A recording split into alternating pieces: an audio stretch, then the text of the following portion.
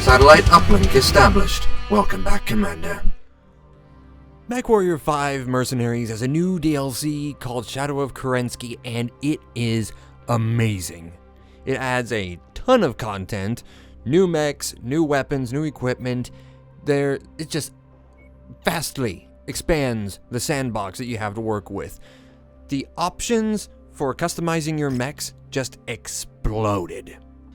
I don't know how many people are looking at this expansion and can really grasp just how much this adds to the game. Let me just paint you a picture of just how crazy this can get. Let's take a look at, for example, the Annihilator 1E.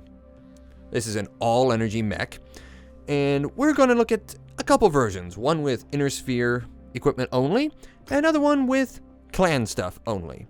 So let's take a look. Let's mess around here a little bit. Let's throw in some medium lasers. We can throw in PPCs or large lasers. I'll go with this. And then, well, now we've got to fill in the equipment slots to get as close to 100 tons as possible. So we'll max out the armor, and then we'll throw in a bunch of double heat sinks. But that's going to take up a lot of space, so we're going to have to swap in some doubles for single heat sinks.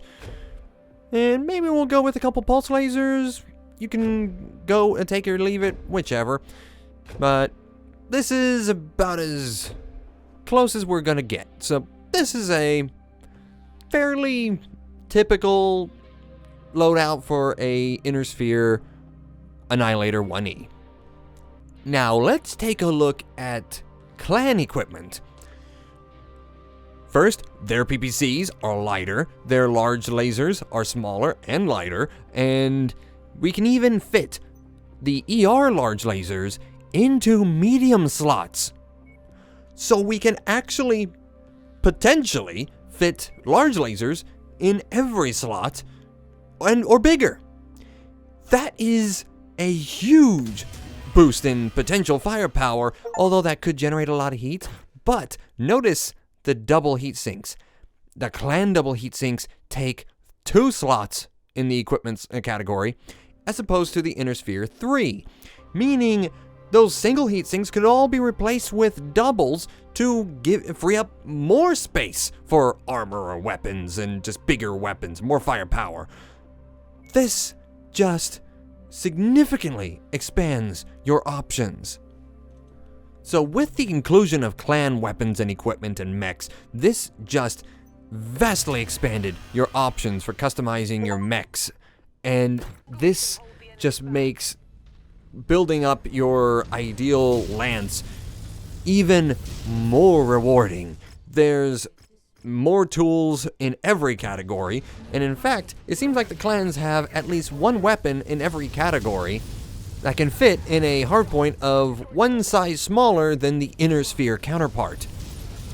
Ever since I first started playing Mechwarrior 5, which was my first Mechwarrior game, I felt this game had basically the perfect risk-reward, give-take reward system, and it was very satisfying, and you can feel your personal progression as a pilot as you play through the game and unlock new equipment and improve your skills as a pilot, and it was awesome. And this just greatly expands that reward element of the game.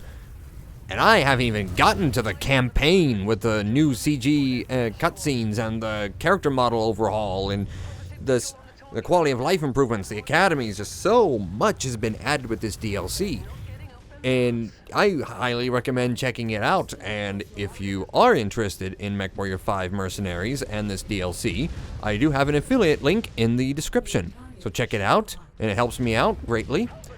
And let me know what you think. And what are your stories in Mechwarrior 5? What have you done? What's your favorite mech? My go-to has always been the Banshee.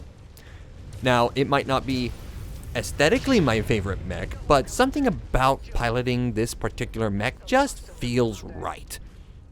Alternatively, the Annihilator. I know it's slow, but you know, if you bring in the right situations where the enemy has to come to you, well, I just love the amount of firepower you get out of this thing.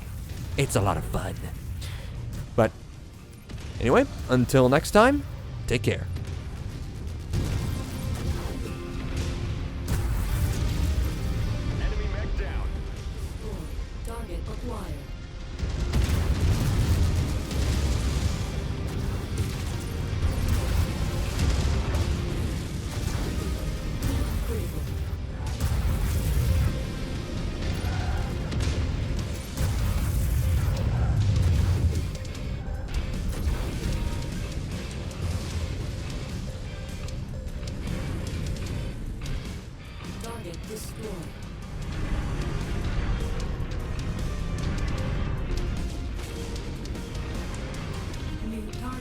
Equipment mech.